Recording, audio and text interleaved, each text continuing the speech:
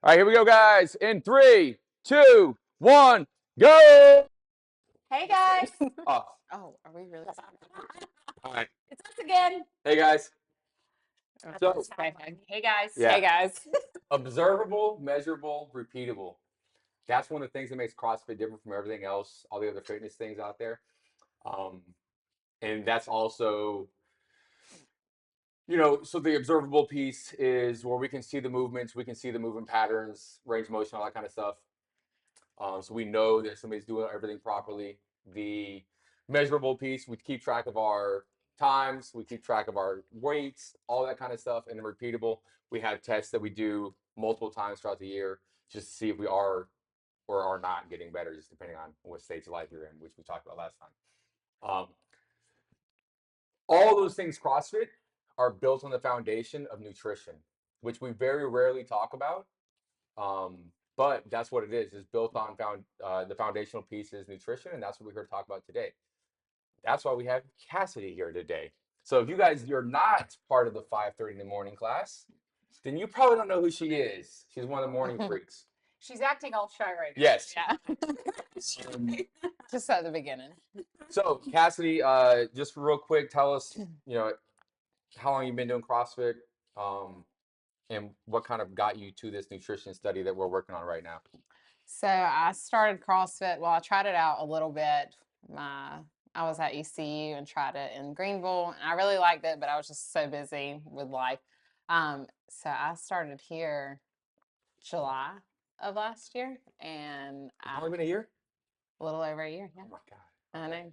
Okay. And I fell in love with it. I love the community aspect of CrossFit. So I'm currently at ECU getting my nurse practitioner, and we have to do a DNP project. So I chose to do it on something I actually enjoy. Some people don't do that, so it's not as fun for them. But for me, I did it here at CrossFit, and we're studying how nutrition can play a part in your body composition, strength, and endurance. So it's a 12-week study, and we have probably around 25 that started the project. Some have fallen off, but that's okay. It happens. 3 weeks is a long time to be tracking your macros. I'm sorry, 3 months. I'm sorry. Yeah. 3 months. 3 weeks is long too. That is long. Yeah. 3 months is even longer. The life tracking our macros. Yeah. Yeah. So we've implemented a diet plan. Well, not really a diet plan, a macro guide for all the participants, just to see if they can hit those goals and how, if they do stay consistent with those goals, it can impact their strength, endurance, and body composition. Right. So for those that don't know what macros are or tracking macros, what do we mean when we say tracking our macros? So macros are your protein, fats, and carbs. And that, most of the time people say like their total calorie goal. So they'll have that, but then we really break it down to see how much of those calories should be for your protein, carbs, and fats. Your proteins and carbs are per gram are 4 calories, and a gram of fat is 9 calories.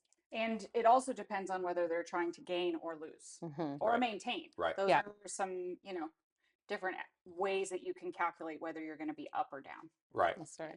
And I'm glad you mentioned like the different calories per macro, because some people like to oversimplify and just say, hey, macros in versus macros out, or calories in versus calorie out. And if all your calories are made up of one macro, it's not going to get the results that you think you're going to get. That's right. Like if I'm just getting all of my calories and carbs and fats, like French fries, and sure, probably not going to have those muscle gains. Probably not. Yeah, probably not.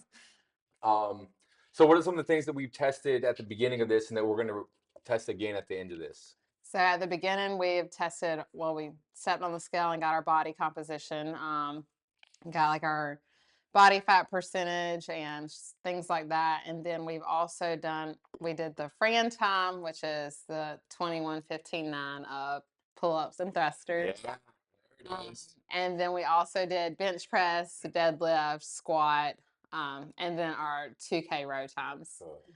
So we did the body composition halfway through also, and we've seen great improvement with everyone from that.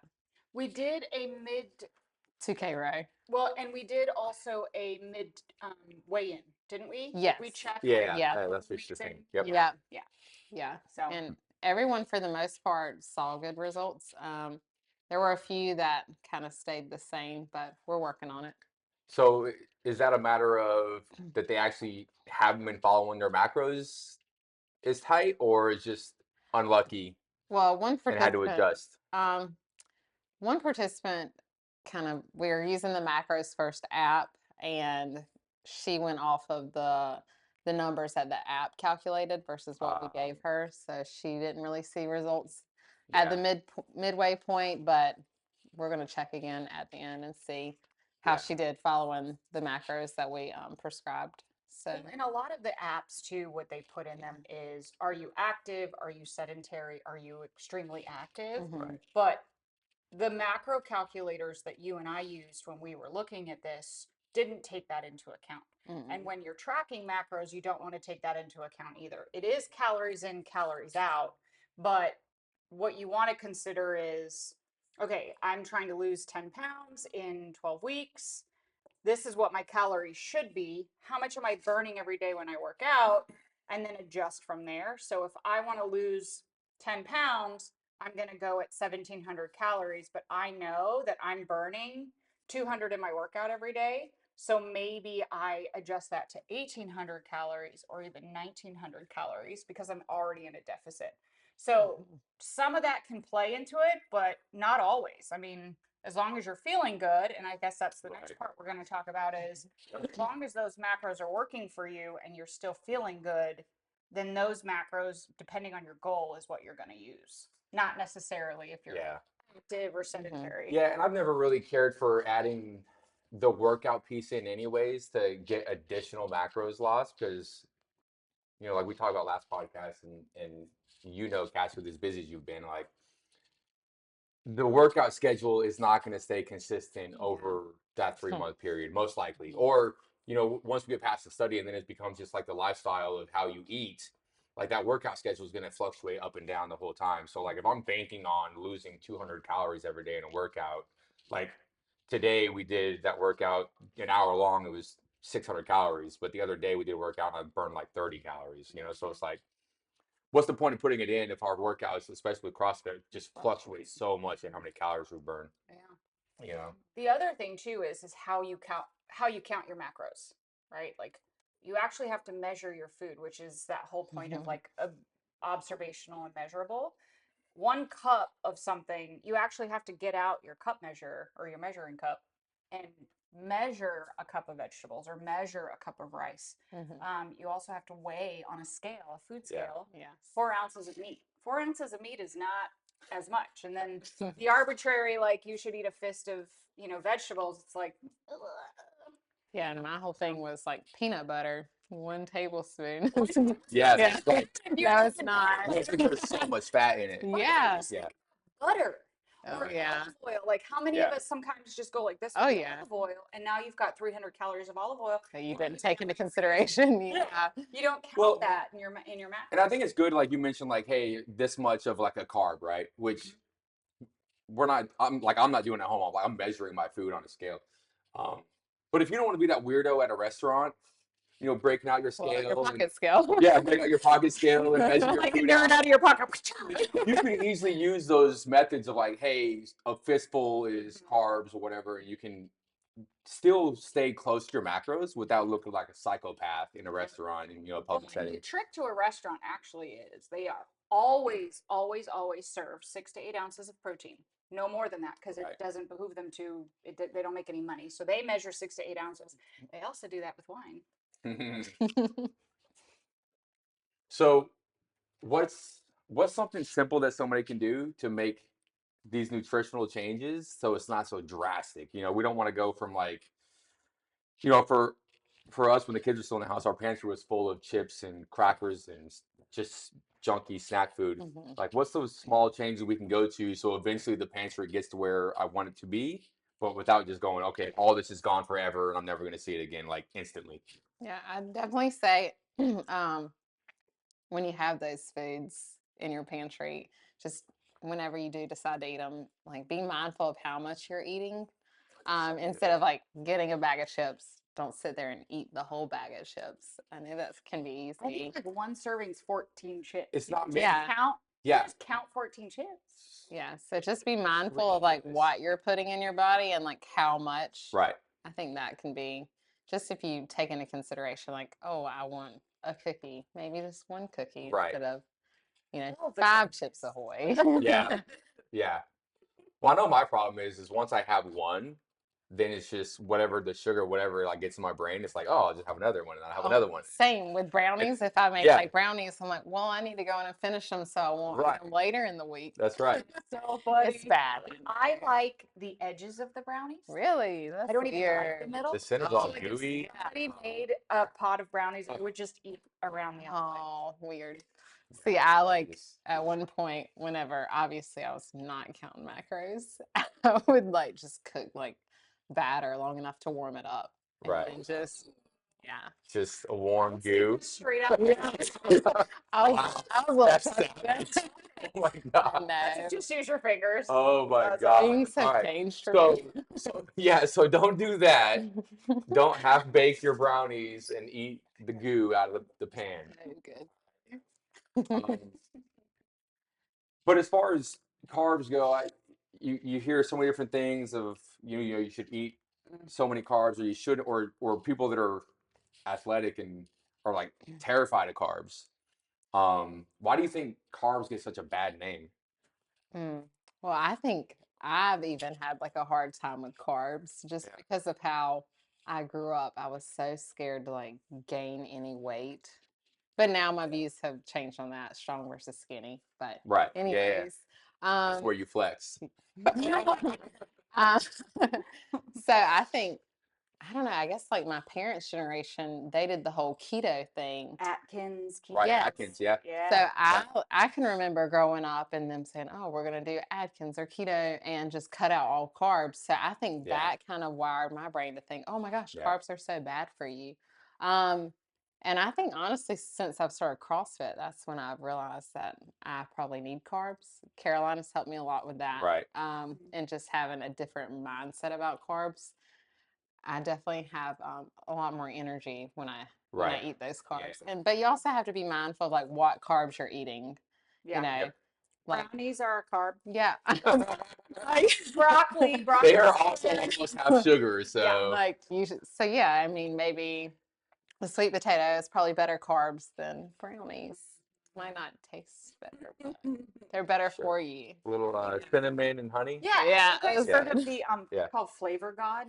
No. And they No. have all of the little, it comes in a spice pack. It's called Flavor God. And they have all these different flavors. And you can just, it's like one's like Cinnabon or Cinnabon. Ooh. And you just put it on it, but there's no calories and there's no sugar. It just tastes like magic. It actually I works. need to get that. Yeah. That's, Flavor God. yeah. That sounds. Can you not order even that? Huh? Can you order that? On Amazon. Mm. It's so good. Make They have sure pizza Amazon flavor. They have everything bagel. I mean, Ooh. yeah, it's good. I think We'll the have to hard try thing- that out. I think still even people like you're in your late 20s. I'm 40. I don't think the carb myth has gone away in the 2 generations or Right. the 3 generations that when our parents were doing Atkins and not eating carbs, and it's still not gone. I mean, I don't know how many women I hear who cut carbs still to this day, and then they complain about being tired. They complain about brain fog, especially women in their 40s who are almost perimenopausal. Yeah. Your brain fog could just be because you need more carbs. I see. At least 30 to 40 per meal. 30 grams, 30 to 40 grams per meal. I see a lot of patients in clinicals, women specifically. The main complaint 90% of the time is, "Oh, I'm struggling to lose weight." And then, of course, my first go-to is, "Well, what's your exercise and diet like?"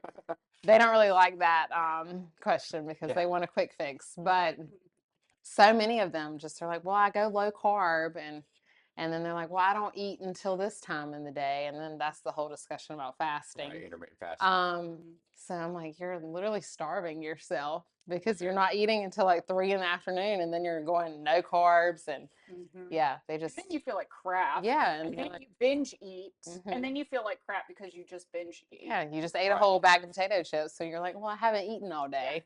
The one Right. benefit to that though is you sleep like a champ because now you're just carb fat heavy.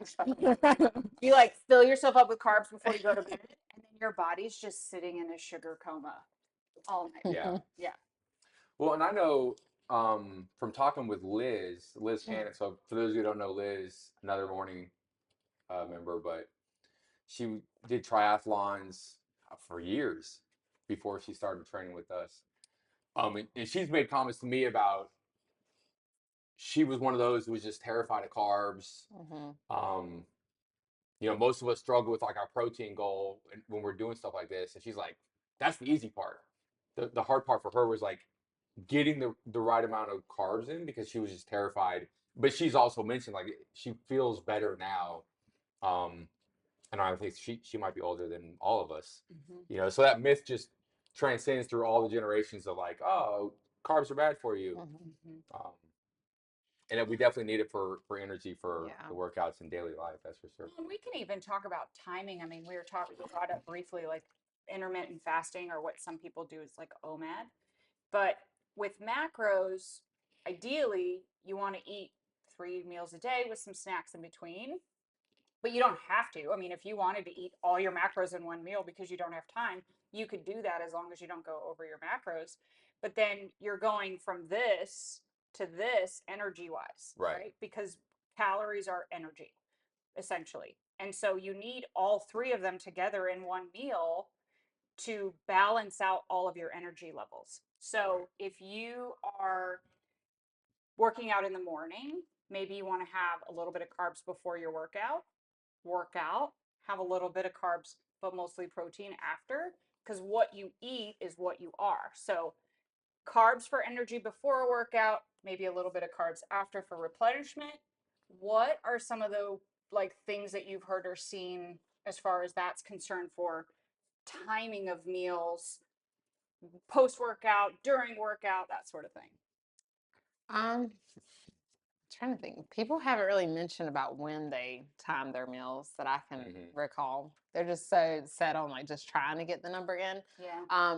But I know we have a group message from all the participants, and I remember one video I sent. I don't know if y'all watched it or not. It was a YouTube video with Andrew Huberman and someone else, and he was talking about how as long as you get your total like calorie goal and your protein goal in, it doesn't really matter the timing of everything. I don't know if y'all listen to that, but I will say that was different from the podcast I sent from Dr. Stacy Sims, and she studies the woman specifically and their response to diet and exercise, where she said that it's important that a woman eats prior to working out and does not go into working out fasted. And she discussed how important it is to get that protein in within like an hour post workout as well for muscle recovery.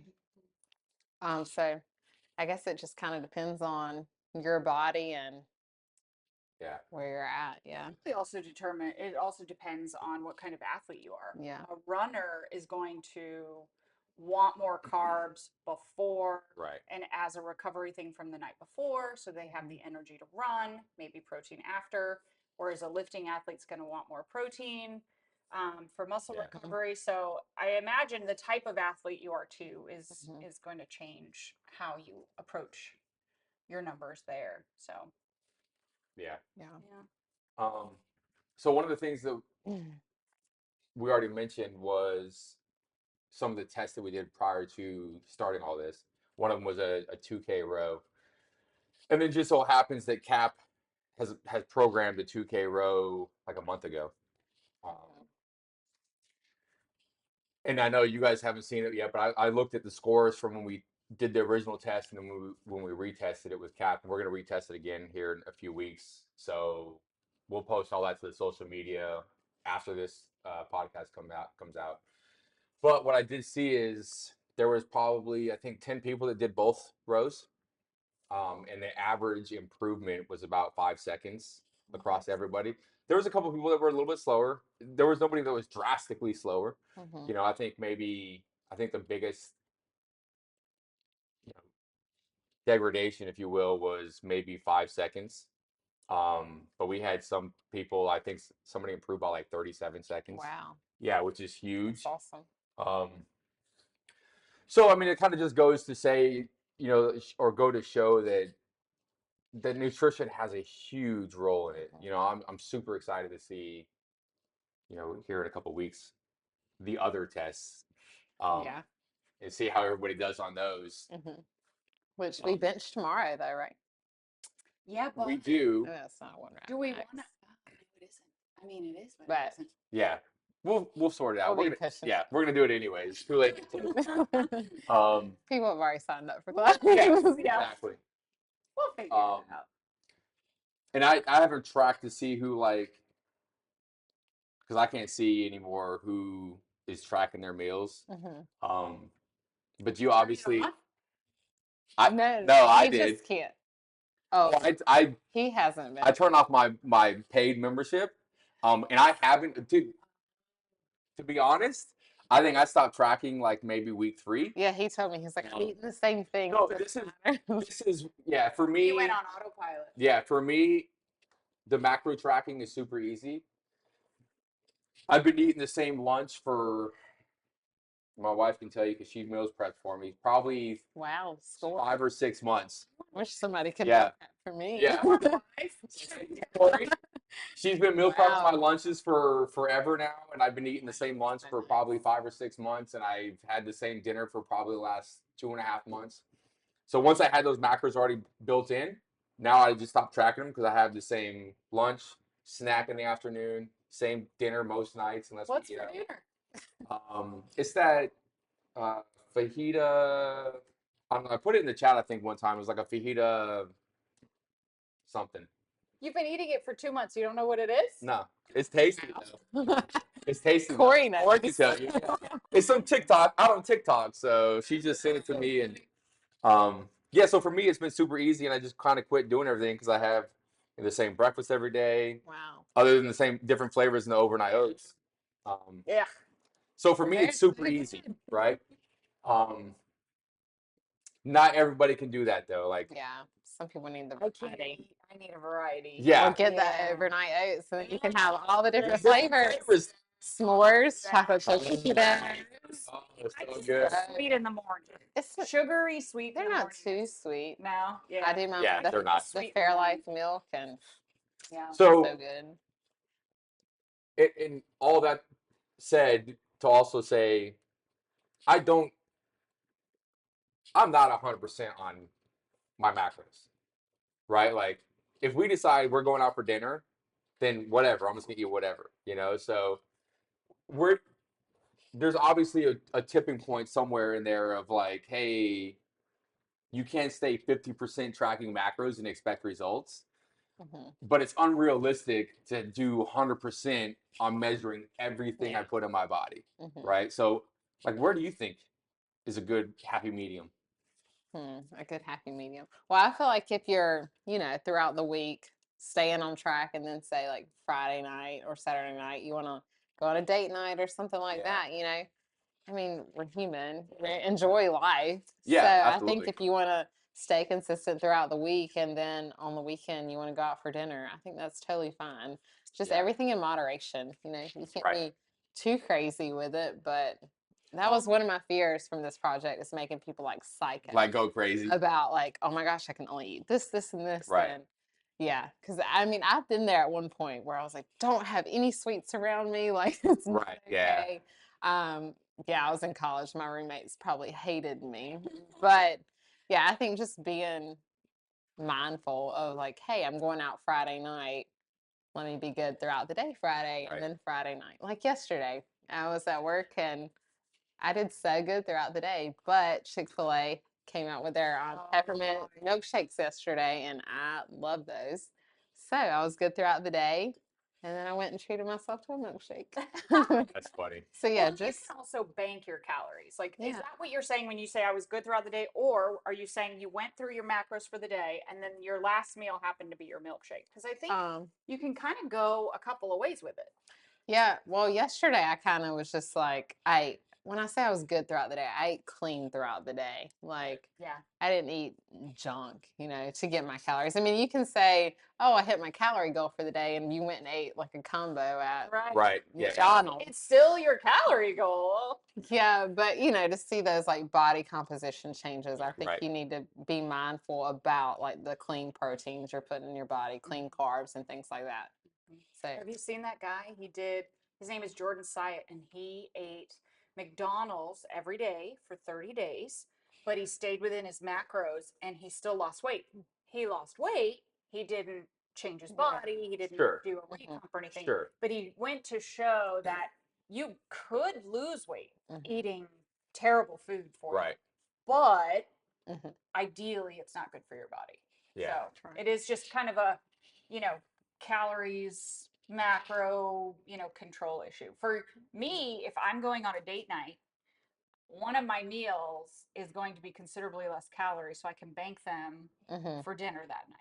Yeah. And then when I get to the restaurant, I know, okay, I have 200 to 300 extra calories Right. for that meal or for a glass of wine or whatever I want. And then Yeah. think about it.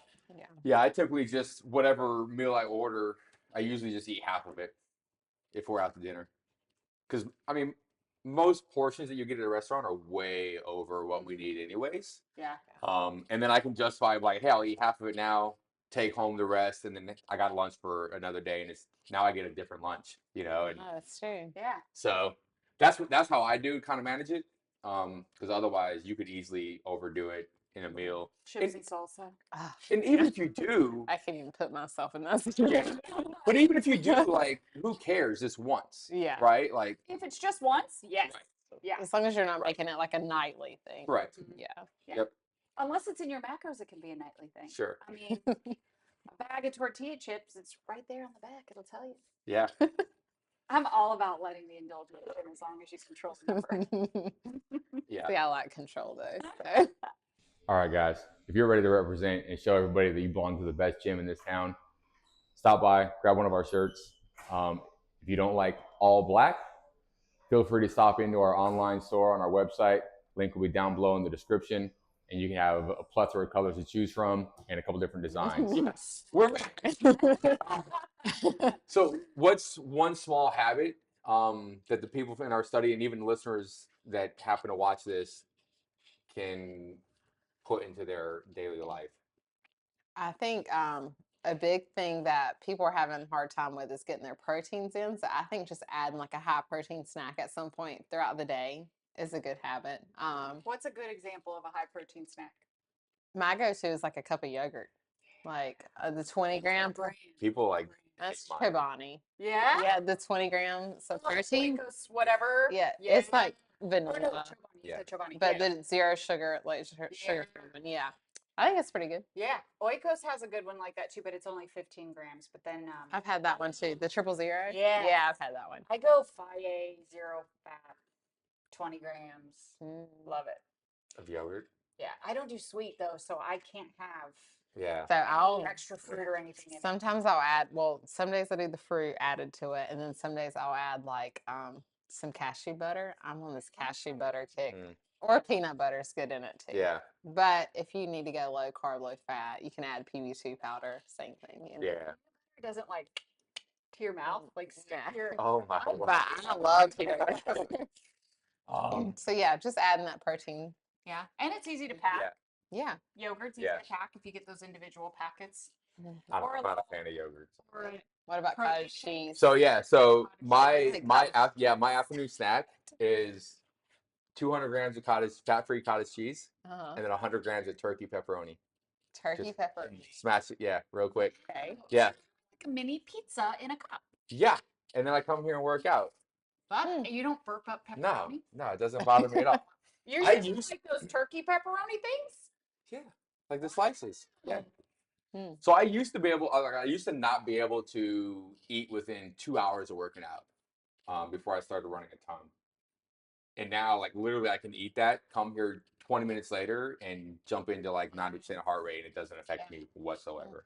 I have to wait like 3 to 4 hours, and I'm still Really? my food. Yeah. Yeah. No, it doesn't I bother me have at to all. work out So you don't eat Really. before you work out. I can't. I'll burp it up the whole time. Yeah, I'll I have like used to be the same way. really. Yeah. I'll have like a banana on the way here in the mornings or Yeah. something, and I'll have Like anything sweet in the morning sends me like this, and then I'm just shaky Really? the rest of the day. So do you eat protein before you work out? No? I don't eat anything before I work out, and then I immediately go home and I have a cup of egg whites and an egg, and then either rice or an English muffin with butter. Can't do sweets in the morning. I can't do sweet, so I'm like, Yeah. I always have something savory. I'll put like a scoop of my collagen in my coffee, and that's 15 grams of protein. Yeah, my breakfast can be upwards of 50 grams of protein by the time Yeah. I'm done because the collagen, Mm-hmm. and then if you add like Like whatever eggs, egg protein. whites, yeah. Well, so now what do you Yeah. mix with your overnight oats to get the protein? I do the fat-free Fairlife milk. Yeah. So do I. So good. 5 ounces of milk. Just regular. I do regular. Regular. Okay. Yeah. You guys said Fairlife milk before. I thought you were saying the protein shakes. That's That what would I be was good too. gonna That say. No. I love the No. Fairlife. Just shake. regular old You like- fat-free Fairlife milk. Yep. Yeah. Cool. So it's super easy until you forget Yeah. the night before, and then you wake up And in the you're morning like, bummed. Dang I got it. no oats. I know. So what's something that somebody can do kind of just quickly to pay more attention to what they're putting in what they're eating without actually tracking? Because I mean, honestly, like weighing your food every meal gets old. And it's Yeah. been great for these almost 3 months now to see what that can do for you as far as like body composition and overall weight and body fat, stuff like that. But I just don't see myself weighing my food for the rest of my life. Yeah. You know, like No, I wouldn't either. So I think the people that have been weighing their food though, just for like the duration of the study, probably have an idea of this is a cup of this. Right. Like, you can kind of eyeball it and Yeah. see if they're eating way too much or not. Right. So I think just, sitting and thinking and taking into consideration like what you're putting in your body, and also being mindful, like, am I full or am I just eating for the heck of it? Right. I think a lot of us are like, oh, well, we ordered this at a restaurant. I need to eat the whole plate so I don't waste it. Right. Just thinking about things like that.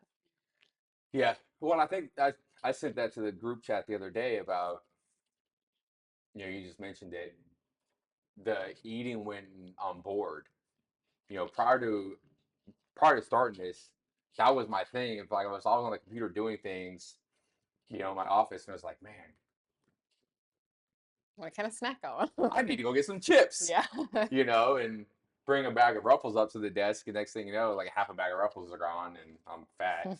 So, I think for me, it's kind of developing those habits of, you don't need to eat just to eat, like you're saying, and you don't need to fill time or anything like that. So kind of just developing those habits of, well, I'll just drink water or something to fill my, trick my stomach into thinking I've had something, The other thing you can do too is like start with making sure that every meal you have a protein.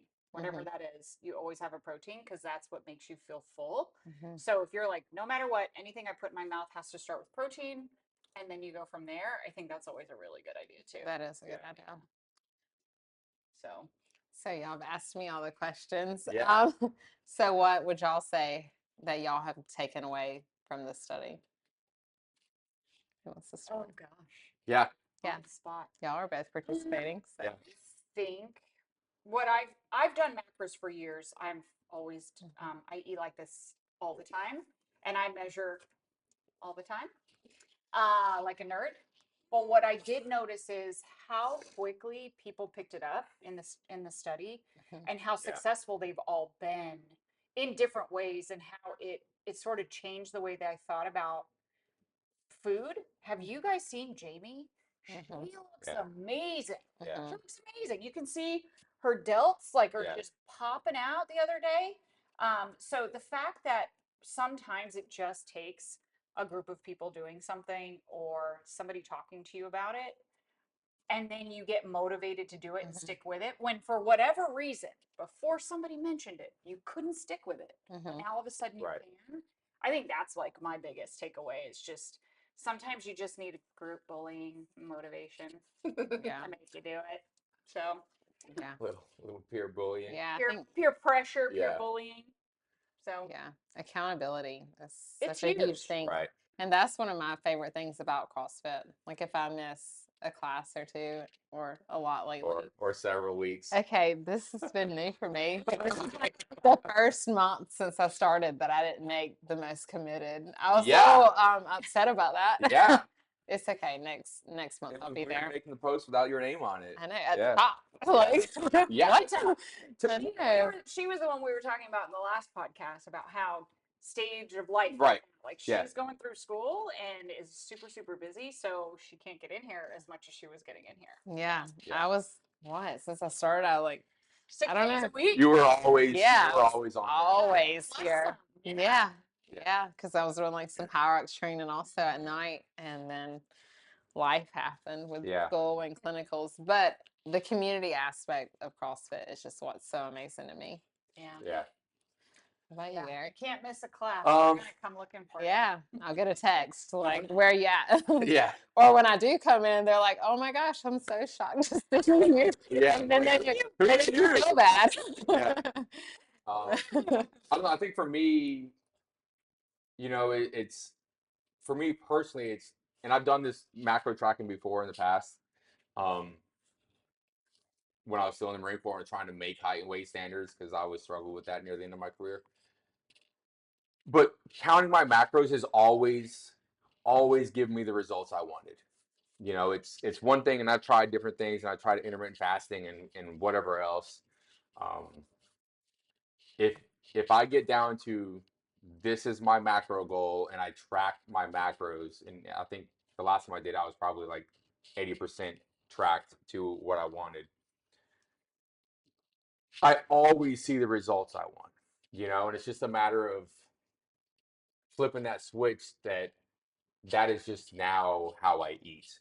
Not necessarily weighing every single meal, but the last time I had a bag of potato chips is has been a while, which is a good thing.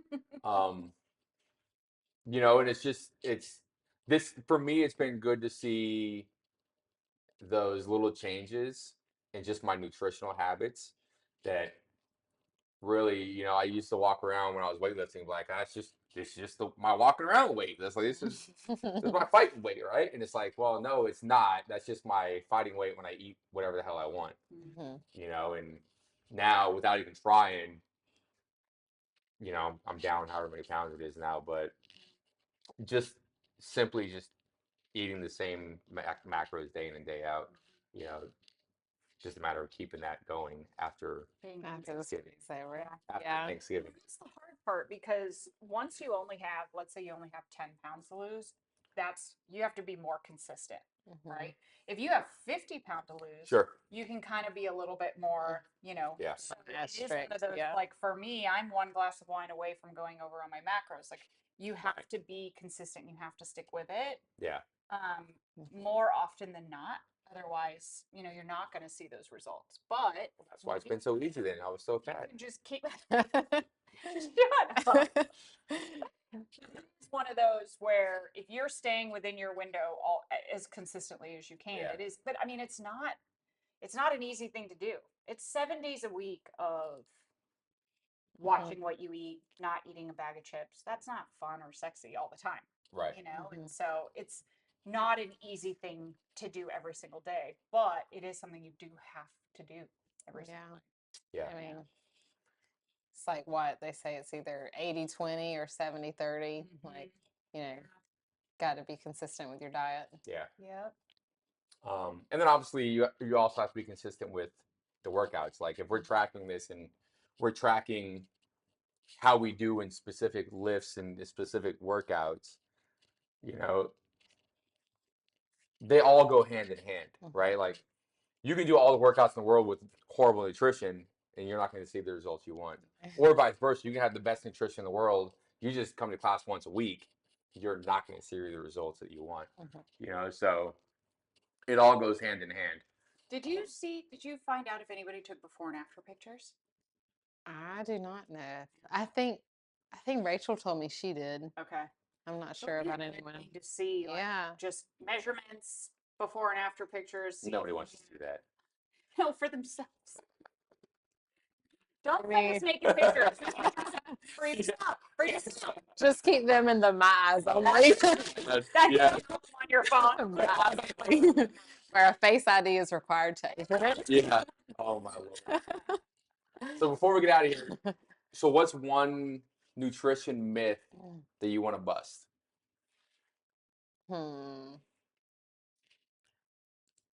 Probably Answer. probably for women specifically, they think, oh my gosh, I'm going to eat too much and get fat Right. instead of properly fueling their body. Right. I think they need to take into consideration, like, how much your energy expenditure just at baseline just to live, because so many people are just so scared to gain a pound Right. on the scale. Or bulk. Oh, so many girls are like, oh, I don't want to be like I don't want to get bulky like you. I'm like, it's gonna It's- take a lot more work. You than actually what you're have gonna You do. beat me to it, yeah. Yeah. You gotta work hard Yeah. to get there. And so many women are like, oh, I don't want to look like a man, or honey, you're not going to work hard enough to even get there. Like, People don't even realize that you want to look toned. You actually have to have muscle to to look be toned. toned. Yeah. Yes, you can't just lose a bunch of weight. You'll just be flabby. Skinny fat. Yes. Yes. That's the whole strong versus skinny thing. Right. You'd rather be strong, and then there's the correlation between your like muscle mass and longevity of life, so you also have to take that into consideration. Yep. So yeah, eat enough to fuel your body. Yeah. How about you, Andrew? Any myth you want to bust before we get out of here? I think you can still eat the things that you love to eat and still reach your goals. I mean, I think if you want to have chips, you can measure out your chips. You can do a cup of chips and still have them every single night and not derail yourself and still have body composition changes. I think we are such a mindset of you can't, it's all or nothing, and I don't think it has to be all or nothing. I think you can figure out how to have your favorite things in your meal plan every single day. So it doesn't have to just be meat and vegetables. So But they are good. they are very good, especially a good steak. Yeah. I think for me, the whole idea of calories in, calories out. I mean, I don't necessarily know that I've eaten more calories in the past, but what I was eating was completely different than what I'm eating now. And it showed, so for me, that's what it is. That's way too simple of an idea to be effective when it comes to nutrition and working out. So take it for what it is, guys. I think that's it. So Cassidy, thank you for joining us. Our first guest on the podcast. I'm honored. Yeah, so Thanks thank for you having me. She's not as shy anymore. She's talking. Yeah. That's the beginning. Thank you It took me a few minutes. for putting us all into this study and helping us get a little healthier, a little bit fitter. Yeah, thanks for y'all's support. Yeah. Do it again. We can. Yeah. Well, I'm hoping everybody, makes the lifestyle changes and Right. doesn't just do it for the 3 months. But thank y'all for your support and allowing me to do my study here. Yeah. It's been way more enjoyable than doing some It's her favorite. Something at the hospital. Yes, and, where I'm like not getting paid to be there. Yeah, This exactly. is fine for me to be here and getting paid. Yeah, we're not paying her either. So. No, but I enjoy being here, so it makes it easy. Awesome. We should post the results too. Yeah. We're done. We'll put the results in the bio or the description once we have them. And I'll put everything in the social media on the results on all the retests we do. So expect to see that sometime in December. I don't want to put pressure on Cassidy to get the results back to us. Yeah. So When sometime do you have in to present. So I won't present until I think it's April. Oh. Yeah. So next semester we just come up with our presentation. Yeah. But we can easily do I'll have the number results comparison. before Yeah. Cool. So look forward to that, guys, in December. And if you made it this far, thank you again. Click like. Thank you. Like, subscribe, hit the notifications. Stuff. I'm kidding. This one. Follow Cassidy. Like my pictures of my kids. Yeah. And we'll see you guys next time in December. Bye. Peace.